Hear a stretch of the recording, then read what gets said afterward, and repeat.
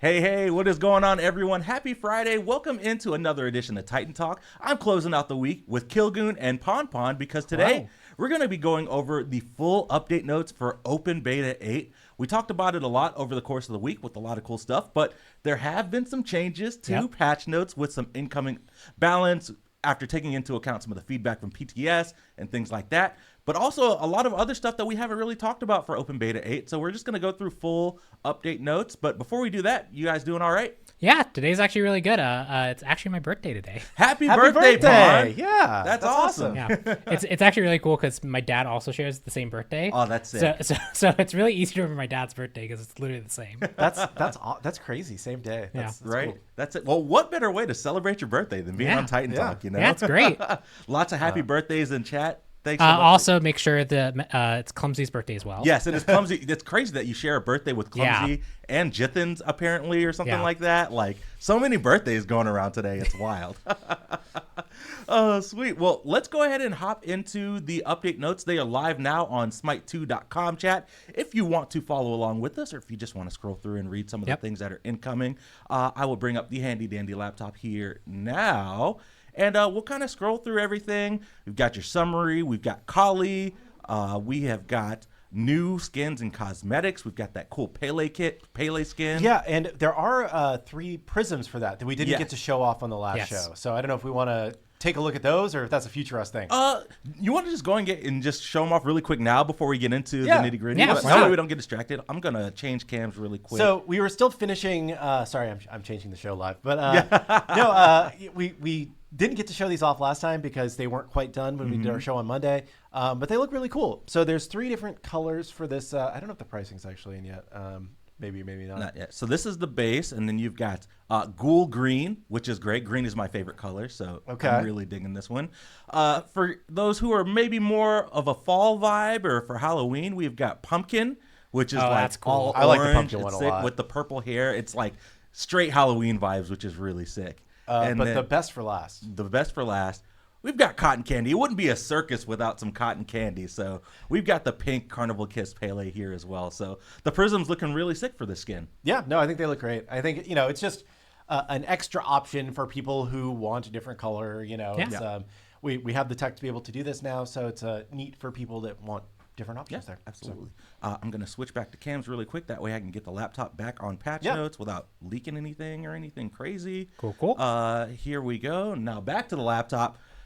We mentioned the prisms for Carnival Kiss Pele. Voidworm Kukulkan still has those prisms as well.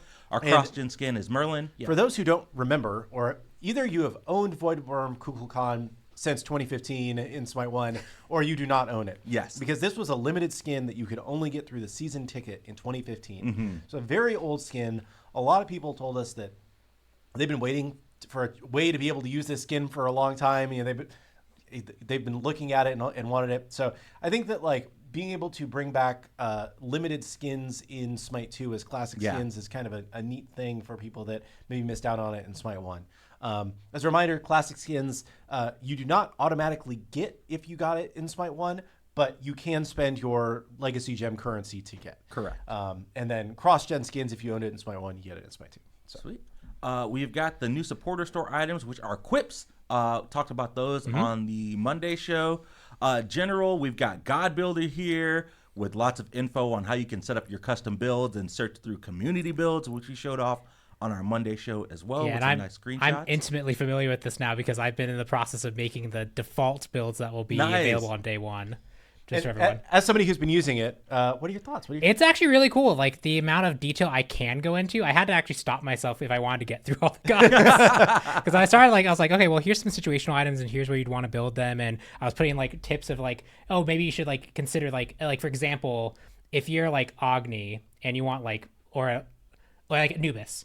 If your lane matchup has someone that can immediately interrupt your breath, you might not actually want to start your breath, right? That's true, yeah. So the level order, having extra detail, you could do so much stuff with it. It's really cool. Awesome. I had to stop myself intentionally from doing all that stuff. Though. Good, good. I'm glad that you're liking it so far. Now that you're actually into using it, as we said, this is kind of version 1. There's some more stuff that we know we want to do. One of the features that did not make it into this build that we had mentioned, I think on Monday, was the copying a build, Right. so that you can like make a copy of a build and then edit it. We did not get that in. That should be in OB9 probably. Also for OB9 will be like hopefully integration with auto build. So this is for people that do open the store and then pick a build and build themselves currently. It does also work in the console store. We didn't mention that, but it does have controller support. So nice.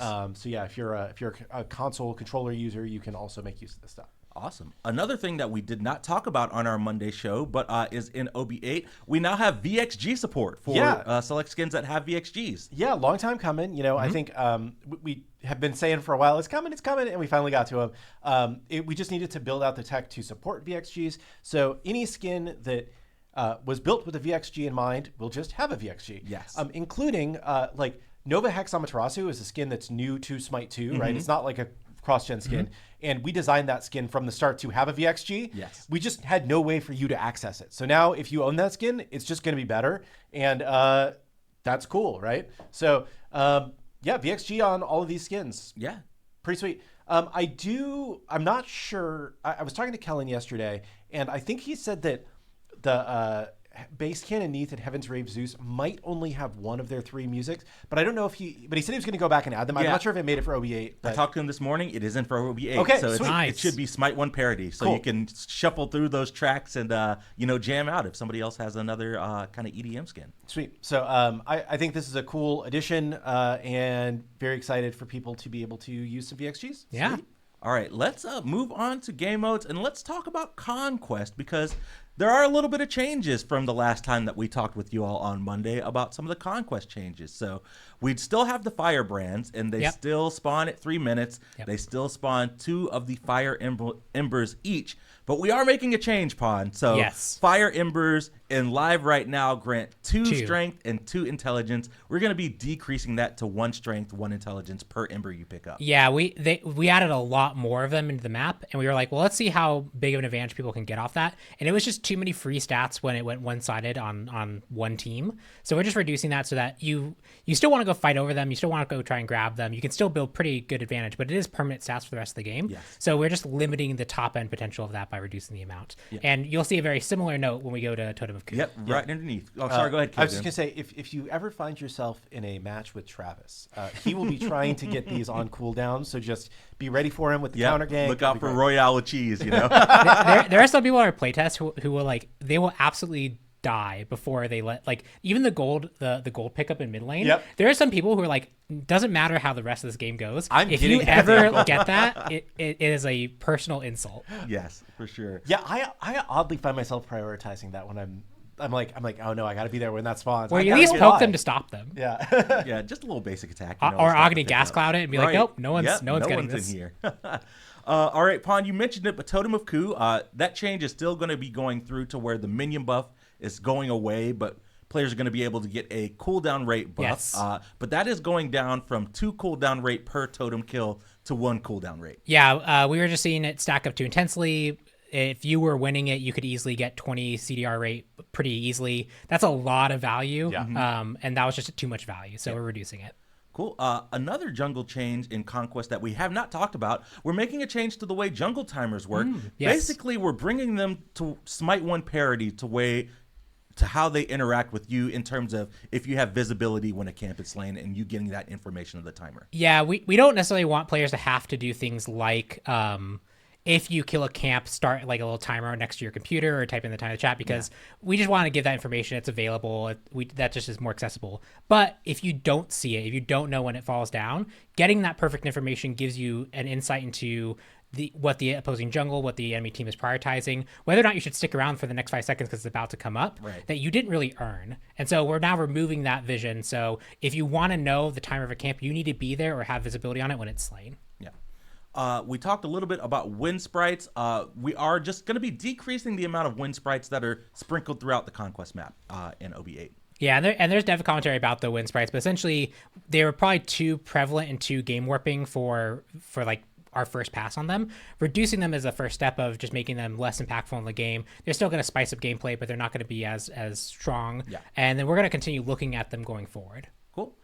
Minions and Gold Fury. So making some slight changes to the minion versus minion time to kill. They're going to take a little bit longer if it's just wave versus wave with no god interference, right? Yeah, especially when a reinforcing wave came to clear out a tower, they were wiping out the minion wave a bit too fast. So now that's just going to be a bit longer in between them. A lot of that's really to manage minion stacking so that like giant death balls of minions don't suddenly appear that just instantly take all your towers down one lane. But we're going to keep a close eye on this to make sure that doesn't happen. But this also gives minions more time to pressure a tower. Absolutely. And then brute minions, we removed the anti-magic shield from them. Yep, they were too tanky and too frustrating to kill for mages, reducing that. You still want to try and push them under tower because they're your main front line, but mages will have a better time dealing with them now.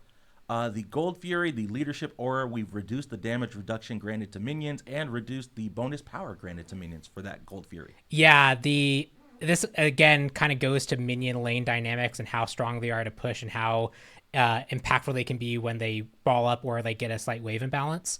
This just kind of tones that down. Yeah. It this was a deceptively extremely powerful buff. Yes. Yeah. It's really easy sometimes to forget that, like, yeah, I throw like a cuckoo tornado and the minion wave dies, and so therefore they're not contributing. But when they do get in range, when they do potentially pile up, when you are around them to give them the buff, like they can just suddenly start to obliterate things. The Titan is getting a little bit of update, so just increasing the amount of stats for the Titan from tier 2 towers only. So Pon, talk to us a little bit about this. Yeah, so this one I believe is specifically because like when you kill towers, the Titan gets weaker over time. So this is essentially if there's a lot of tier 2 towers up and you like, let's say one lane still has 2 of them up and you have pushed one side, that Titan should be more threatening because you really haven't done anything to the other lanes yet. Yeah.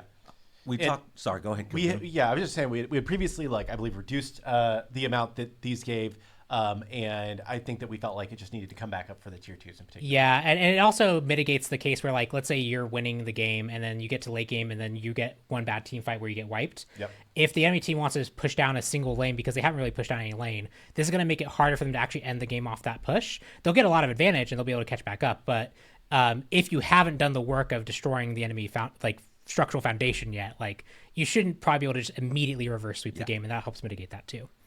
We talked a little bit about the team gold reward changes in our Monday show, but one thing that we did not talk about that is a little bit new, we're going to be reverting that change that we did to First Blood in the Open Beta 6 update. So First Blood is going to be back providing 200 gold up from 75. Yeah, we have an internal metric about like how much of a goal lead at this time results in you winning the game. And so we saw that like at pretty low gold amounts early in the game, you can have a pretty big swing in your expectation to win the game. Our thought was First Blood might be contributing to that. So that's why we wanted to initially reduce it. We reduced it and that number really didn't change. Yeah. So that indicates that there's other things going on around how an early advantage is being leveraged further into the game. So since it didn't really move what we really wanted to anyway, if we just want to make sure that when you do get that First Blood, it feels good. Yep. And obviously you are also still getting golden experience from killing your enemy, right? Correct. This is just the bonus that you get on top of that. Yes. One quick note for Assault. Meditation can now be sold for 0 gold if you want to. Got some feedback that characters like Vulcan and Mulan, their consumable slot in Assault was just feeling really constrained, and at some points maybe you wanted to get rid of that meditation in lieu of maybe some mods or making sure that you keep up Mulan's banner as much as you can. So that's just going to be a change for Assault. But then we'll move on right along to God Balance, and let's talk about Cupid up first. Aspect of Love, we're going to be decreasing the initial hit damage and the explosion damage, and Share the Love, we're going to be decreasing the base damage. So Cupid performing a little well, so getting a little bit of a tone down. Yeah, both one for his aspect and one for generic. He's overperforming in both cases, but we had to do different adjustments for the different playstyles. Yeah, and I'm going to zoom in for you, chat, just in case you have some trouble reading. Sobek up next. So Sobek going to be seeing a shift. Going to be kind of buffing the aspect, but base kit Sobek going to be seeing some nerfs. So aspect of Prey, Charge Prey, going to be increasing the base damage in the scaling, but base Sobek, Sickening Strike, we're going to be decreasing that God dot damage, and then Lurking in the Water is going to be decreasing the base damage as well. Yep, his overall performance he's very, very good, but we think the aspect has room to come up, especially if we're going to nerf the base part of his kit. Yamoja going to be seeing a little bit of a buff here. Aspect of Downpour going to be increasing the inner hit damage scaling of Moonstrike, which is the 1B, And then Mending Waters, we're going to be increasing the subsequent bounce damage from 50 to 65. So Yep, this one got a pretty hefty nerf based off of feedback. Yeah, it released really strong. We nerfed it really heavily immediately, and so now we want to find that kind of middle ground for it. Hercules up next, going to be seeing a buff here. Mitigate Wounds, increasing the protections, and then Excavate, going to be increasing the base damage. Yeah, so Hercules is kind of a weird case because while generally people were kind of expecting nerfs for him, in our own, like, just seeing the stats across all forms of play, he's not doing particularly well. And we think the frustration for him mostly comes from when he's that bruiser jungle role or leverages that bruiser kind of role lead. So we wanted to focus our buff more on making it so that when you are playing that more tanky style of Hercules, you can be more successful. That's why we're addressing the protections here, increasing that overall and giving you more scaling for it. So when you are playing that tank Hercules who's really focused on just disruption, you're just going to be significantly better there. And a slight adjustment to Excavate for that base damage increase. On her, up next, going to be seeing a buff here. Impale, going to be increasing the damage scaling and decreasing the cooldown. And then Disperse, going to be increasing the base damage. Yep, he just could use some buffs. He's getting some buffs. He could use a little bit of love, for sure. Donzaburo up next. Another carry, going to be seeing a buff here. Neath also on the list as well. A little bit of a spoiler. But for Donzaburo, Alluring Spirits, we're going to be increasing the heal per tick. And then Tanuki Trickery, we're going to be increasing that base damage gained if you're attacking out of the leaf. I did remember something for Hercules as well. An additional reason is we are doing a lot of protection adjustments as well. We haven't gotten to it, but if you've pulled up patch notes and scroll towards the bottom in chat, you might see a lot of stuff there. And because Herc was already underperforming, we wanted to compensate for that a little bit as well. So that's an additional reason for why the Hercules change. Going into Donzaburo, we just want to make sure that he just could use a little bit of love, give him a bit more sustain, give him a bit more of that damage coming out of the Tanuki Trickery. We think that's also like a cool gameplay thing that he has, to encourage him to be aggressive after using that ability, just to make sure that feels rewarding. Neath up next in terms of gods. Backflip is going to be seeing a buff here, going to be increasing the base damage and decreasing the cooldown. Yep, pretty straightforward. Just underperforming a little bit. We wanted to give her a little bit of love. And you also notice that we are doing a lot of kind of buffs on this patch as well. Because we are doing so many item changes and we're shifting a whole bunch of stuff around, we wanted to, rather than just preemptively nerf a whole bunch of things that might not be relevant going forward, we want to just look at characters who had been consistently underperforming across a wide array of things and bring them up a little bit where we felt like we could. So that's why this patch probably looks a little bit different on the god bounce side. And we mentioned it on Monday that the balance for gods would be a little bit lighter. It's because we're shifting the game so heavily with our item pass. We want to target the things that we felt like were going to be generically good for this patch that wouldn't disrupt the feedback we're going to get on the items. Correct. And yes, Neath is our last god change for the patch. We just have a small note about Agni, his aspect. We'll be releasing April 28th. That's the aspect of combustion. So you can look forward to that, igniting your enemies. One change here, when we talked about it on Monday, it was 8 stacks of Ignite. We did decrease that to 5 stacks. Yes. We've been just playtesting a lot internally, trying to find the right balance point for it. He was kind of falling at a point where like his early game was too oppressive, but his late game didn't scale enough. And so we've been trying to find the right amount of like, how easy is it for Agni with his current kit to build up these stacks? I think it's really fun. This is probably going to be my new base way of playing Agni because it plays the style I like, which is I want to weave a few in-hands to then burst someone. Right, yeah. It's pretty sick. Cool. Next up is item balance, and the first section here is pretty much everything that we covered on Monday. Yes. Correct, Pon? I don't think there's any major significant changes. There might be some subtle tweaks of balance that might not be on here. Like, for example, I know that Tierfing, we reduced the strength on it a little bit, but gave it another, we reduced the levels of it from 5 to 4 levels. So it looks like part of that change is there, but most of this is accurate. We didn't do actually many balance tweaks to the new stuff or the changes we did. Correct. Outside of that big list that we have afterwards. Yes. So I'm going to bring us back to cams really quick. Yes. And just to kind of give a preface before we go through the rest of kind of like what we call post-PTS balance changes. Yes. Basically, a lot of these changes were based off of feedback directly out of flash tests, ambassadors, content creators who got a chance to play with the update. We wanted to just kind of go back to the drawing board a little bit, revisit the update, and we made a lot of changes based off of the feedback we got. So, Pon, I'll give it to you and before we go through all the changes. Yeah, so there's two kind of goals. We got the feedback that we felt like that tanks are still going to be too strong. We got the feedback that bruisers especially are still really, really strong. We've seen builds, especially in live right now, where bruisers are very potent. Yeah. So we have two separate goals. The first one is we want to make sure that the time to kill for tanks and bruisers goes down from what we were initially going to release patch as. But we don't want to make squishy versus squishy more intense. Yeah. So for example, we could just give a whole bunch of more int to things, right? Or we could just give a whole bunch of more strength to things, but that would pretty directly affect the squishy versus squishy encounter. Like you're going to be way burstier in that situation. So instead we focus on reducing the amount of protections that items gives in an additional pass, just to make it so that it's essentially, it's functionally very similar. It's a kind of the equivalent to giving people proportionally a certain amount of pen when facing those targets, because now they just have less protections. It also nerfs a lot of the protection scaling items, which the bruiser builds work from. But the main focus there was we were worried that tanks and bruisers are going to be too tanky, so we wanted to bring that down. Yeah. A second separate point, which again is related to the first but not the same, is that the bruiser items enable for a lot of stacking of these flat damage effects that then allow for a bruiser to use their base kit damage plus these procs to kill a target. That's something that, the protection going down addresses a touch. People dying more quickly means their ability to leverage those items are a little bit less, so it addresses that a little bit. But again, they're still separate points. Yeah. And so we will be looking going forward into OB9 to address that more directly.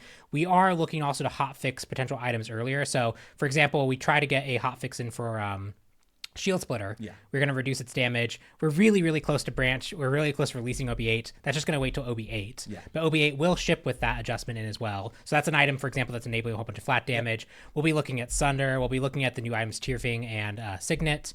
And expect those maybe not waiting till OB9. We have the capacity to hotfix those more earlier. Correct, yeah. So we're going to keep a very close eye on that particular problem. But this list that we're about to show is really focused on point 1 primarily. Yes. Cool. All right. I am going to bring up the laptop and we'll kind of talk about the first 3 items in conjunction, Pon, because the change is pretty much functional. So we're going to be bringing back the piercing effect for the Executioner, Totem of Death, and Demonic Grip. Yes. So we previously made it so that you got penetration, which meant that you were able to attack someone a whole bunch of times and then take that penetration to another target, which is good for the carry. But it also means that the tanks that would have been shredded for engaging in combat aren't actually being shredded, which means that other people's ability to take advantage of that is lessened. And we think that while that change was originally, I think, a good goal, it actually does mean that when you build these items, the tanks end up being still beneficial, because if they can ever pressure you out, they don't have any lingering consequence from that. They don't have that lingering penalty. Yeah. So we think changing these to actually reduce rather than just being penetration on the target is actually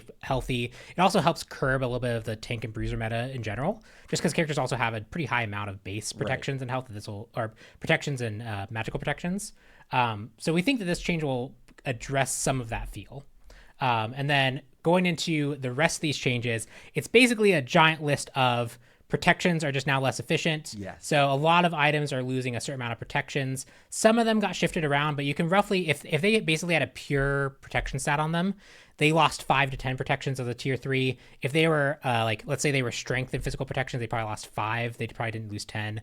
And then in some items, we actually shifted away more of their protections in favor of bolstering health, because one, we think that there's a few health build synergies that are kind of cool that we want better ability for players to explore. But it also means that the counter items that we introduced with Soul Reaver and Chinblade are going to be more effective. Correct. Like, so I'm scrolling through, and I think Gladiator Shield is the first item that kind of, there are a few items that we did that too, but Gladiator Shield was the first one. So where we decreased the physical protections but increased the health by 25. Yeah. And you'll, as you go through this, you'll see a lot of small tweaks. Like Helm of Darkness got some more offensive capability for losing 5 of each. But you'll have to go through the full list to see all of them. They're pretty minor on an individual item basis, but if you are building 3 of these in your build, you're now potentially 10 to 15 protections of each down. Correct. Yeah. Which, if you have 150 protections, you're now functionally 10% penetration shredded.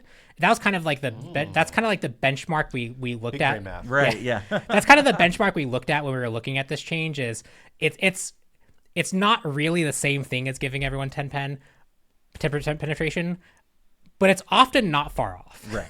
So this should help damage dealers deal with bruisers and tanks overall. we think tanks are still going to be pure tanks are still going to be really effective. A lot of the items that let support tanks be really good, like Gauntlet of Thieves and Prophetic Cloak, those are really, really efficient, and they're intended to be because they have really long payoffs, or they have conditional elements that make it so you can't just leverage them in a solo lane situation. So we think they're still going to be okay, but they won't be too tanky. And then the bruisers are going to be, I think, a bit more threatened when they try to dive in and use that flat damage. And then we're going to watch this really closely to see how much we need to address those flat damage items by, because we have added a lot of instances of that, and there is a critical mass that once you add too many of them, even if splashing 1 or 2 is actually feels like a pretty good for gameplay, if you can splash a 3rd, a 4th, a 5th, then it becomes just now I know that my base kit and these procs will literally kill a squishy, so it doesn't matter what they do, they're just going to die to my combo now. Yeah, speaking of, I've stopped here on Shield Splitter because it's kind of an example of that is coming into OB8. So increasing the strength just a little bit, but decreasing both of the protections. Yeah. But that per level scaling has been halved, so it's effectively 50% less per level scaling. Yeah, so that's 5 times rate is 100 bit less base damage overall. So that's pretty big, especially because it's true damage. So that's the actual number that's going to be reduced by. Those ones are our suggestions from Basters. We agreed because we were already kind of looking at this stuff. Unfortunately we couldn't get into OB7 just because we are so close to OB8. So releasing. build it this weekend. Get the value out of it. Yes. Let's see. I'm going to just continue scrolling here. But as Pon said, pretty much everything in this list is losing some protections. Some items getting additional shifts. Shifter shields getting a little bit more health. Shogun, Spectral, all losing protection. Spirit negation. Yep. Just overall kind of across the board. Void Shield and Void Stone were a little bit interesting. We talked a little bit about making them more closer to parity. Void Shield was under budgeted overall. It was also underperforming when we went and looked at it. So we did a little bit more of we did decrease the protections, increase the health, but I also gave it some strength just because it felt like it actually could use it. So we didn't want to just ignore it in this pass, but we did some conditional adjustments to it specifically. Sweet. Well, and go ahead. I was just going to say, I feel like in our playtests, things have been feeling really good recently. Yeah. Right. And, the hard part about playtesting is that we playtest one good game a day basically, and you guys once it goes live we're playing 8 games a day, right? And there's thousands of matches happening a day, right? So it's always hard to know if we've nailed the balance perfectly in our playtest.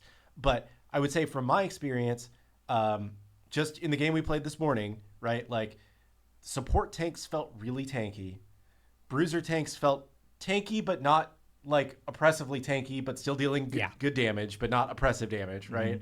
We had a Raw on our team who nailed an ult and basically almost one-shot an Izanami who was trying to backdoor our Titan. Hunters are dealing a lot of damage. I'm going to say from my experience, I'm seeing a lot of hunter damage, but it all feels like it's working together in a good way, in a way that I would say maybe it hasn't recently. So it feels like this is at least a step in the right direction. Some things are probably still going to be a little bit overpowered once you get out there. I found a build. I found a build I want to try because I was working on going through the builds, and I actually found a build that has a really good break point to trigger Stone and Binding's new effect. But Cersei's Hexstone will count as CC for triggering Stone and Binding's effect, which means on gods that traditionally couldn't have enough CC to do it, they could. I want to go try that build out. Oh, yeah. Nice. But that's the kind of stuff that we play games, but we only have so many times to build. Sometimes we're playing specific roles. The amount of just variety that we get to test internally before you guys all get to play thousands of games instantaneously. That's why we have planned OB9, right? We specifically budgeted out OB9. We know that this is a really big game shift. We know that we're doing a lot of really big stuff with items. So we want to make sure that we have that time set aside to know we're going to be looking very closely at how this all really pans out. And we're going to make very quick, rapid adjustments to it. Yeah, we're definitely going to be paying a lot of attention. And we talked about it in the OB7 show. This is going to be kind of a 3-step phase, right? And we're now in step 2. And once OB8 goes live, Pon mentioned it earlier, but you can probably expect some hot fixes as we start to get more data, start to get more feedback. So not just in OB9, you won't have to wait a full 2 weeks after Monday for more changes. We're definitely going to be looking to hot fix and get some more changes out to you all. Yeah.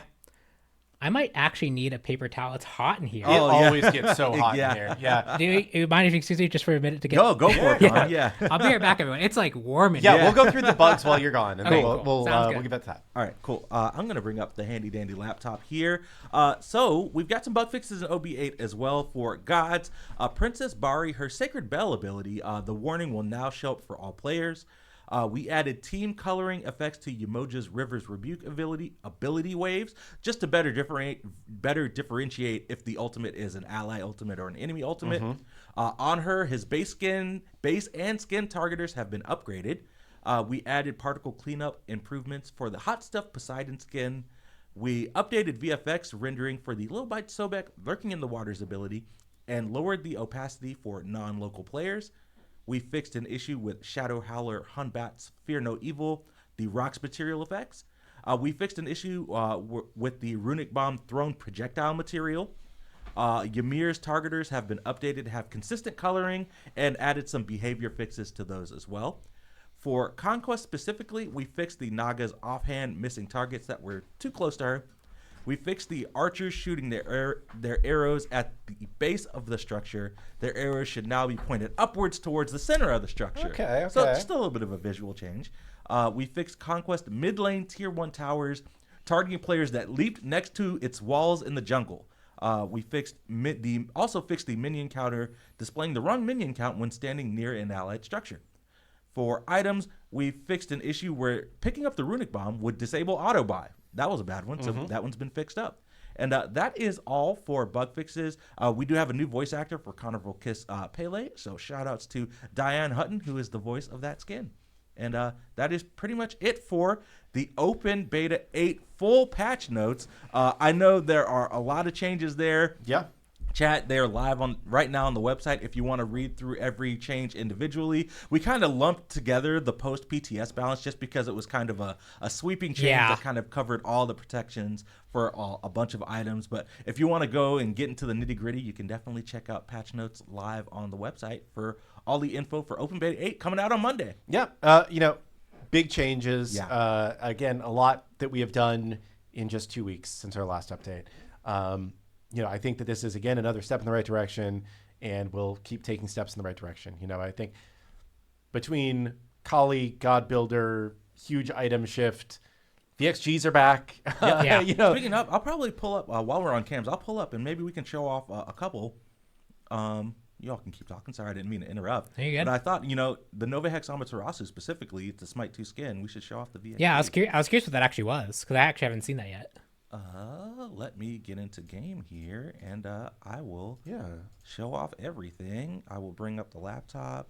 Let me unmute the laptop too. There we go. And let's see the VXG. Oh, so she flies backwards. That's fun. So you can see the little cat sleeping in her lap. That's fun. Yep. Yeah, I like that a lot. I think that VXGs are just a nice little touch that a lot of skins had in Smite 1. Yeah. And I'm excited that we finally have the tech to have them back. Yeah, it also means when we ever bring a skin over, like for example, it's the Night Gala ball one. Oh yeah. With the changes the skybox. Yeah, that one's sick. That one's the skin I always play just because of that VXG. Yeah, that one's sick. I had never looked at the Thanatos Angel VXG. Oh yeah, hold on. That's another good one. I'll bring up cams and I don't know. I think that was a skin that was in Smite 1, but I guess it was. I don't remember ever playing in Smite 1, I guess, and I never looked at it. Yeah, I think at that point Smite 2 had already been 24/7. So as cross-gens were coming out into Smite 1, people were mainly playing Smite 2. Yeah, and didn't get a chance to see all those skins. Yeah, this is a sick skin too. This is I still think we do skins better than almost any other game on the market, and I just think this is cool. Yeah, this one's sick. Biblically accurate angel. Oh my god, that's terrifying. It's so good. That's terrifying. Yeah.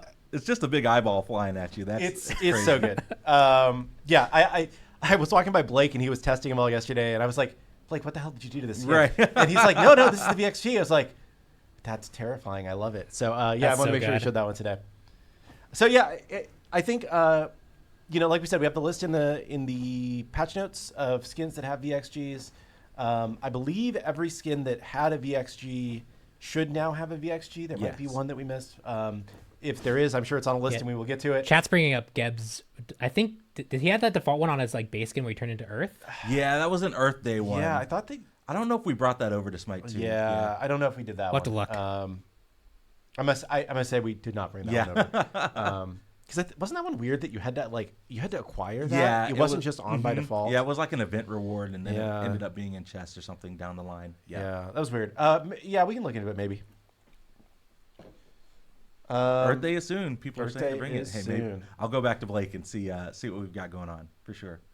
I think that is all that we had to cover and talk about today. The only other thing, we haven't done a show since we announced the Artisan program, so we can talk about that a little bit. So on Wednesday we rolled out the community merch license program. Was it this Wednesday or last Wednesday? Last Wednesday. Last Wednesday. Yeah. So if you want to make Smite merch and sell it and make money for yourself that uses Smite branded stuff, you can do that now. We just want the community to be supported and be able to make merch for the community. And so there's a form that you can fill out. It goes to Isiah's inbox. He says, this looks good.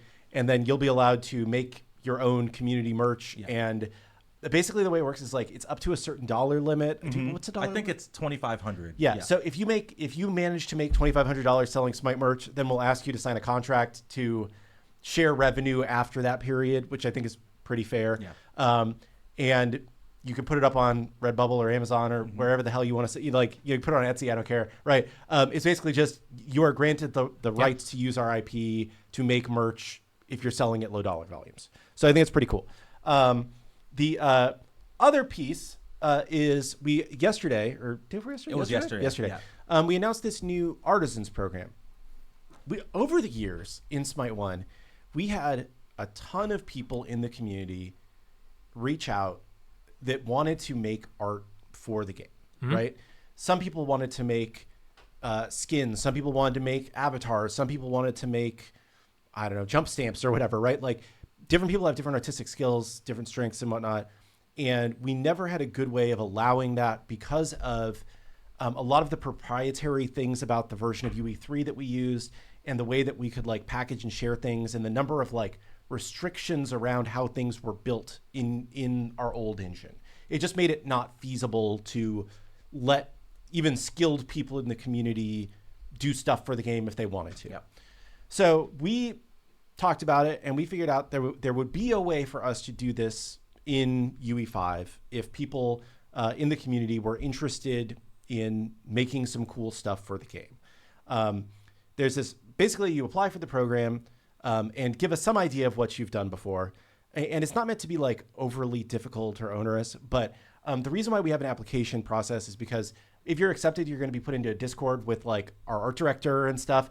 And we just want to make sure that we're supporting people who are like kind of serious about this and not just like, I'm just signing up to do this and I'm going to waste people's time, right? Because we have a limited amount of time to manage something like this.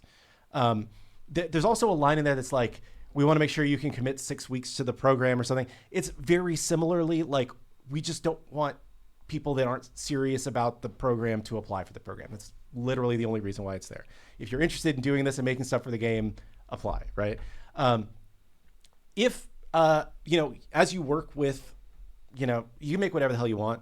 And I'm sure our art designer or our art director will have feedback and whatnot for you.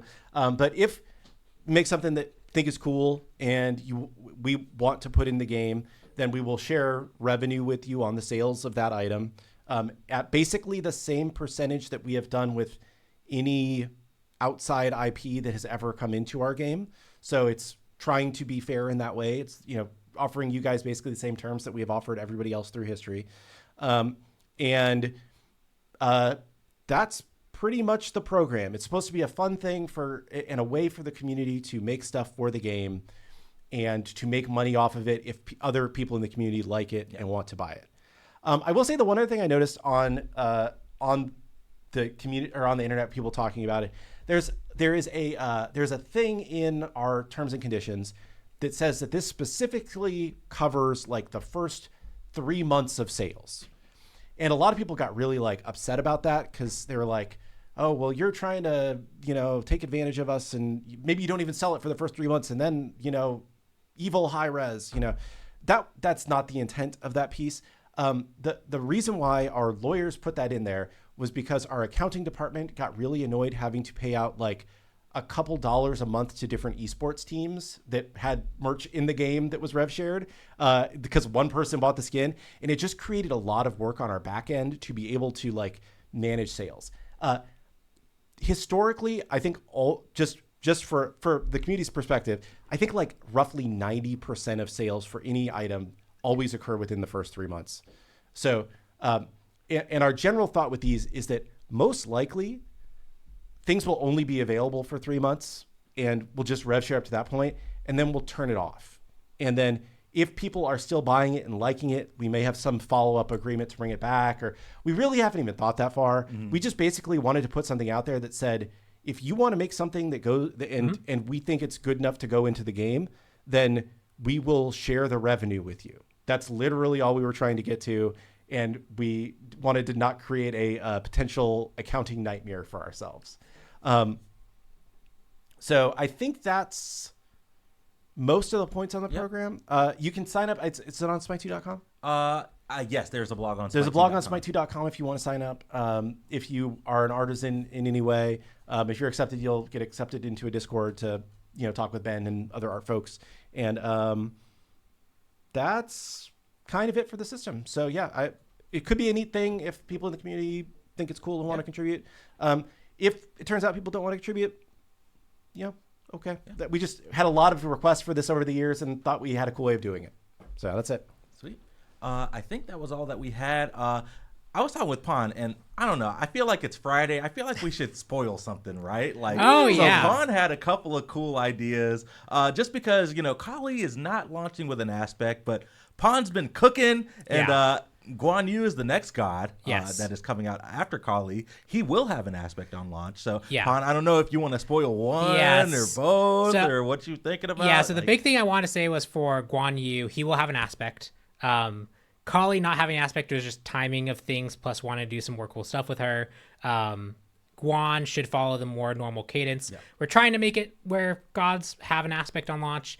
That's obviously not guaranteed depending on how the god shakes up, but we try to. So I just wanted to, because Kali was didn't have one, so I wanted to reassure people Guan Yu will have one.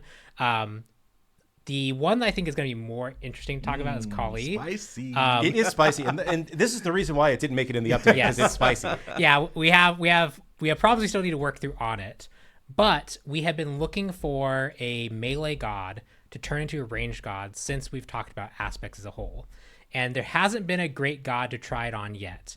Kali, given that she has pretty identifiable projectiles and an attack chain that kind of like as she swipes it across, it kind of looks like they're throwing. We're going to try and make her a true ranged carry with her aspect, which is a very big playstyle shift. We'll see how it goes. It should be very fun. We have some ideas of how to play around with the different attack chain playing into on-hit effects and her new rupture system, and how other abilities could be modified to play more for a ranged character's playstyle. But that is the goal we are pushing towards. We'll see where we land on it and see what we hit. Fingers crossed. Obviously, it's not real until it makes it into the game, but I figured that was something that was worth talking about because people are really excited about like new aspect types and hype ones, and I'm going to try to make this one as real as possible. I have a pretty good idea of what to go forward with, but obviously we'll see when it gets in the game. Yeah, sweet, fun stuff. It wouldn't be a Friday show without a little bit of spoiler, Yeah, a little bit of fun. Yeah, but sometimes aspects are a lot trickier. Some of them like will do massive gameplay changes, but for us are like pretty easy to implement. Like they could be done in like half a day potentially, and other ones that look like they might be really easy end up taking a lot of time because the character, like we were talking about like Aladdin ones, and there's like an Aladdin idea about like what if he had a different way of entering his own lamp for like a kind of reprieve from fighting. Ooh, that's cool. That's kind of a neat idea. But if you've ever looked, the arena manager for his Aladdin fight state is a complicated monstrosity where I don't even know where I would hook in a proper state to handle. Aladdin jumped into his own lamp for reprieve, and then another fight started, or there's already a fight going on when he tries to. Yeah. Like those types of things where it's like, the effect is pretty straightforward to explain, but like I don't even know where I'd begin on implementing that, right? So like just different stuff. So Aladdin is another character, like he is very complicated, so making an aspect for him takes a long time. That's why he doesn't have one yet, but we are definitely constantly thinking of stuff for that as well. Sweet. Well, we got about 15 minutes left before we wrap up the show. So y'all want to do a little bit of Q&A before we close out the day and close out the week. Chad, if you have anything to ask specifically around OB8 stuff, I know there's lots of item changes that we didn't talk about that are just now getting in front of your eyes. So if you have any questions about any of that stuff, Pon is here to talk through stuff. Or if you have any just general feedback about Smite 2, we're here for you. Oh, did you already close the game? I did, but I'll just open Can it you back pull it up? There was a question about like how to see community builds in the God Builder, and I thought maybe we could just like click through it real quick because are you on PTS or PTS? Yeah, so there are be a some lot of builds community in there, builds on PTS, including builds that you made. Yeah. So I've gotten up to Nemesis. Nice. So I'm gonna pick up and finish them out today. What about a community contest for aspect ideas? That could be neat. That could be cool. Maybe we could set that up. Yeah, there's a thread about someone was asking a question here about like, have you seen the Discord where there's item suggestions and item brainstorm, and it's always kind of weird because for God kits is a thing that commonly pops up. For gods that like we think we're gonna do, I try to actually avoid them. Oh yeah, for sure. Because I don't want to be influenced by them or like I kind of want to be able to jump into it fresh and go through the full brainstorming process. Looking at like community brainstorm stuff is always a little bit weird in that regard because like even if I really let's say I really like the idea, like yeah, let's put it in. It's like, well, I did also just basically take someone's idea, right? Yeah. So I try to distance myself, or I try to look at things where I know that we're not actively looking at it in the short term. Yeah. So it's always a little bit weird, but if it's like a sanctioned like contest thing where we come up with ideas, that could be really cool. Yeah. I like it. All right, I'm gonna bring up the laptop and we will. I know there's a ton for Kali. Let's see here. Yeah, Kali got a lot, including Caps made an int one. Yeah. So if I go to God Builder, so you have not created a build. I have not. So there's no build listed here. But if you click on community builds, then you can see here's just a list of builds from the community.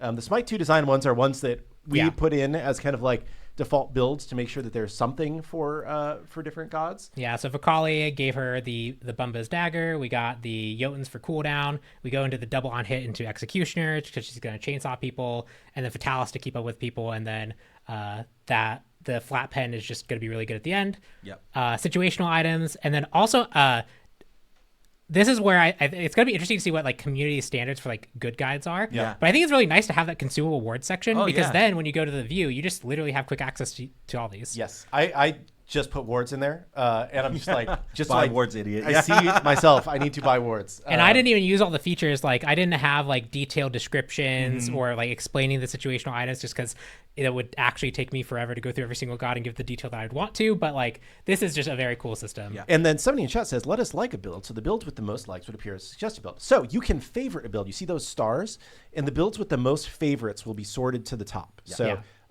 My goal is for you guys to basically obliterate all my builds from the list by day 2. They'll be on the exactly. Where people have now had a chance to really flesh things out, because I'm also picking these builds as like we just changed the entire balance of the game, so yeah. There is a question if you can skip an ability point in the auto level. You cannot. So yes. For gods that want to hold a point for something, you can't do that. Sorry, but that's a pretty narrow use case that would have been difficult to support. Yeah. And then if you click on pinning one of those builds. Let's say you pin. I like Andrew's. Yeah. Yeah. Okay. So let's pin Caps' build. Cool. And give it a star too. Why not? And then click back. I started. Yeah, there we go. Okay. Now if you click back to my builds, just go to basically load into practices, Kali. Okay. Cool. By the way, incense does hit really hard. Stacking int and getting all your stacks and consuming them with incense is very strong. Very strong. So I'll go manual build. Yep. And I'm gonna go blink. And then you can see it already is showing you the first ability you should level up. Oh wow, the art treatment. Yeah, we updated that so it's a little more obvious what that means. So that's your recommended skill to level up with the build. And then if you open up the store, it just defaults you to that tab because that is your pinned build. Oh, it even has the text. That's cool. And it has the text, and it also has the description. If you're taking Signet, take it early. It's pretty neat. This does not auto translate. So it will be in English if you're, looking at an English language build. But what we've seen in other games that support this is like usually there's just people post builds in their native language, and even if you can't read the language, you can see, okay, these are the items I should be building. So it kind of works out. Yeah, and going into the future, we can obviously expand on things like better search tools to find builds that you're trying to find, right? Yeah. So, and then there's a question: could these pop up as auto builds? Why doesn't it level up on its own? Yeah. So the goal is to integrate this with auto build and auto level, hopefully for OB9. Correct. We needed to build out this system first, and we find it's better to do things in steps than to say, here's this fully formed thing, and then have to go back and we didn't want to hold the God Builder from you all until OB9 to get it into the game. Correct. And then I see inbound, one of the people asking questions like, if you want to post in these, in the description, like watch me at twitch.tv/inbound or whatever, you can do that, right? That should not be censored out. These do run through a text filter, so you shouldn't, fingers crossed, be able to say anything, too awful. Right, yeah. and if you do, they're going to be attached to your name pretty directly. Exactly, yeah. So that's it'd be very an easy hit for the support team. Yeah, it's a very easy hit for the support team. Oh, no, I need utility or defense. It's pretty good. Yeah. And then can you change to your store UI just so people can see what it looks like in console HUD? Oh, yes. So if you go settings, UI, store, items for layout to split. One more. Yeah. There we go. And save. And it'll be a little bit harder because we're on... But yeah, pinned build. So there, you see you have your starting items, you have your final build, you have your flex items. I think and then if you are on a section that has comments, those appear in the middle. Okay, cool. So it still gives you that detail about the build. Correct. Yeah. But it won't give you it doesn't appear it appears in the normal store flow. That was a big part of this for us, was that we wanted you to have this like as a tab in the store. So you can always go back and look at other items if you wanted to. And you're just kind of in the normal store flow. It's not like I'm using this entirely different thing to build, and it isn't actually teaching me how to build. Yeah. Because I think the goal is that even if you're following a build, eventually you get to the point where you kind of understand what you're doing, and then you start kind of freestyling, and you're like, maybe I'm not picking items directly from this. So it's I think it's fun. Yeah, in other games that have this feature, I end up like kind of finding a build I like, copying it and then modifying it myself, and then using that as my template. Yeah. And two questions that popped up in chat here is, are you going to let people import builds via hash code? That's not part of the plan, but one thing that is planned that is not in this build is we don't have a way to search builds right now. So searching is going to probably be an OB9 where you can either search by name or by role or by mode to look for specifically what you want. And then if you are... there was another question about like making builds by default from post-match lobby. We have talked about in the 3-dot adding a like start build from this. Yeah. And that should be easy-ish. I can't promise it's going to be an OB9, but that is something that we're aware of, that we would like people to be able to start from a build that they made in game. So a lot of really cool stuff. I think that this is a really good first out for the system. Absolutely. Right? Yeah. We're going to get more feedback from y'all as you're using it about things that can be better, and we're going to keep working on improving it. And then, hopefully it's better in OB9, and then in OB10 it's even better. Yeah. That's kind of the hopes. Sweet. That's sorry, maybe more detail on that than we needed. No, that was great. That was good. It was actually cool for us to revisit it once some of the things got a little bit more polished before the update on Monday. Yeah, this feature is also just really nice because like if you are we are rapidly adjusting the game over the beta, right? And it can be really difficult coming back even 2 weeks later and having an actual in-game tool that gives me direct access to the most up-to-date knowledge is like, that's just a huge quality of life improvement. Yeah. It just makes it so much easier to hop back in. This question, will we remove builds from previous versions? I feel like having builds from like OB1 would be too much when searching. So it does tell you when the build was last updated. We haven't talked about whether we will be culling builds after a certain period of time. It's something that we could consider doing. They're flagged on our back end, so it'd be easy to just run a script and say, delete everything that's more than 3 patches old or whatever. But we'll see. Yeah. I think that what we're probably going to find is that people whose builds get sorted to the top will probably become kind of like build creators and will become kind of invested, and will update pretty regularly when there's a reason to update. Yeah. Can you attach one build to multiple gods at once? Like, this is my jungle build I want on these 6 gods. This is something I wanted. Not yet. One of the big things that didn't make this feature that we were hoping for was copy 2.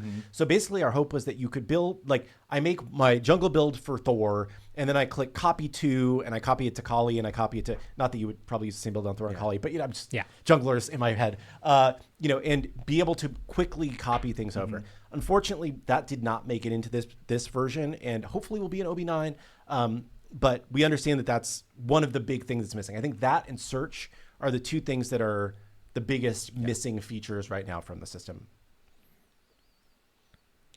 So someone mentioned Kurnos aspect animation. This one's just an interesting one to touch on because aspects are, we want to make sure that when we were designing the aspect system, we didn't want to absolutely explode the scope creep of our game, right? Because we're still trying to get a whole bunch of gods out, a whole bunch of items out. So our aspects really were designed to be these tweaks that we could do with really minor modifications to things. And we just had to be very creative in trying to make them interesting based off that restriction. In some cases, we can get new effects, can get new sounds, can't even get new animations, but we've intentionally tried not to do that. And Kurtanos's basic attack animation was designed to have that kind of sideways cleaving motion for his base kit anyway. And we thought that was going to be largely fine. It definitely doesn't fully convey a melee attack. Who knew that an attack that was supposed to try and convey both things at once might fall short in one? It's just one of those things that making a whole new set also involves changing how he 8-way runs. So it's probably not something we're going to do anytime soon. But if we get time to go back and polish things, we could potentially revisit it. Yeah. But aspects are a unique challenge for us because we want to make sure that we're bringing really cool, interesting things to the game. But the amount of support we're going to get is going to be limited based on what we're currently working on at the time, and also just making sure that we don't scope creep ourselves out of being able to do really cool things. Right. There's a really good idea from chat here that I made a note of, which I can't promise that we will ever do or that we will do anytime soon. But adding visualizations to the mini map for VGS calls. So, like if we say missing, like then enemy missing left, or like showing like a question mark on your lane or whatever, or like attack Gold Fury, like having like a go here right on the map. I think that's a really good note, and I appreciate that idea. Can't promise it'll get on the dev calendar anytime soon, but I made a note about it because I liked it and I want to shout it out. That's great idea, chat. We'll be getting customizable god controls for each god. Currently, it's universal keybinds. Every god follows one setting spec. So you can change the cast types for your abilities. And if you change that in the settings tab while you're on a god, it saves for that god. It doesn't, it isn't universal. But if you want to, I don't know what other settings you would want to change. Are you talking about your actual keybinds? I imagine an example would be like, for example, most leaps are on like the 1, but maybe like an old god has it on a different ability, but you're used to like it's the same reason like for blink, right? In WoW I have it on F because that was the key I used for flash, and like that I for every game that I have a quick movement thing, I always try and make it F. That makes sense. For individual keybinds, not a plan for that at the moment, unfortunately. I haven't heard a lot of demand for that. It could be something in the future, but it's definitely not going to be anytime soon. We got a lot of other things that I think are probably more important in the short term.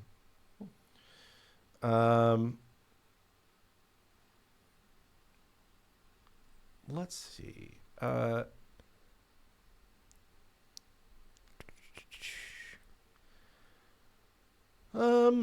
already has a spear throwing animation. He does. I actually did also pull to make sure that we could still use his spin animation. So that's lurking as an idea somewhere. Oh, there we go. Gosh. That one is old Odin. That one's there. I'm weird. New God roadmap. We're probably gonna have an update to our God roadmap sometime soon. We've been talking a lot internally just about like how we're doing things, and it's not 100% locked in stone, but we probably will have an update soon. Of what we have planned going forward after Guan Yu. The movement update. Are the outlying problems being fixed or addressed at this point? So we are continuing to work on the movement update. At this point, I'm not 100% sure for when OB8 rolls out, if it will be with this new movement test or if we will be back to the old movement while we continue to work on the new movement kind of in the background for a little while. I think that there are some significant improvements with the new system, but there's a couple persistent issues that are bad, right? I think the biggest one is there's specific issues. Obviously, Morgan's still disabled because we're running into an issue with her. And then there's also a lot of times when people speed up and slow down on the server, it leads to like little micro hitches that we're still kind of sorting out. So We will see exactly where we end up. My expectation is that probably when OB8 goes live, we'll be back on old movement for at least a few weeks while we work on this in the background, but it could be longer depending on how long it takes us to get to those things. Yeah. Someone really wants me to talk about Persephone. Oh, it's probably the same person who asks about Persephone every time. Unfortunately, nothing. Not ready to talk about Persephone yet, you know? Have you thought about healer specialized items? Yeah, so I'd say maybe every like year or two, we go through the kind of loop of healers being really strong. We have anti-heal being very strong. There's different ways that you could do healing to mitigate that. For example, you could make like all healing base numbers so that they're very controlled in what they do. And then that means you don't really need to make anti-heal as prevalent because you're not having these super high-end potentials of heals. And then the heal utility comes from things like when you heal a target, they now have increased protections, or for every target you've healed, store that as a bonus basic attack damage that you can then proc on someone, right? Like there's ways to make heal synergies that make heal stronger, right?